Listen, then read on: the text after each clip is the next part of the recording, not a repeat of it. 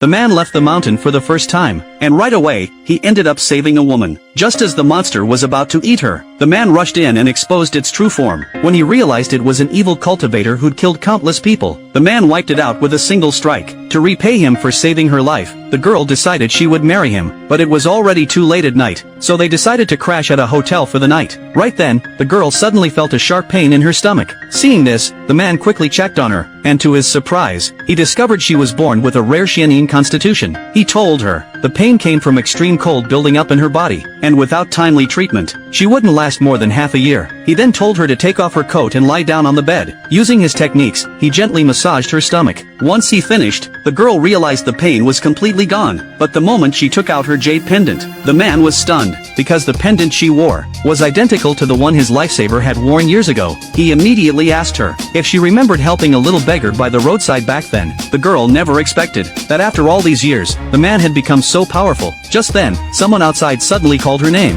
When they stepped out, they saw it was the scheming relatives. The girl knew they were after the family inheritance. They had teamed up with an evil Taoist to kill her grandfather, and even planned to marry her off to that Taoist. Now that everything was exposed, her brother tried to make a move, but the man slapped him away instantly, saying that as long as he was alive, he could bring him back. The scheming cousin tried to mock him too, but he silenced her with one slap. Then he followed the girl into her grandfather's room. With just one glance, the man saw her grandfather had been poisoned. The girl then said, if the man could cure him, she'd marry him, and if he couldn't, she would have to serve the Taoist for treatment. The man confidently agreed. He unbuttoned the old man's shirt, and placed several golden needles into him. To stop the man from succeeding, the Taoist activated the poison inside the old man, hoping it would backfire on him. He thought this would stop the man from treating him, but little did he know, this was exactly what the man was waiting for. The man gathered his energy, and summoned a golden dragon out of thin air. The Taoist instantly recognized the technique. The man forced the venomous parasite out, and crushed it with one squeeze, turning it to dust. The old man fainted. When the Taoist checked his condition, he was shocked to find he had recovered, but he still accused the man of harming the old master. The old man's son tried to teach the man a lesson, but got slapped right back.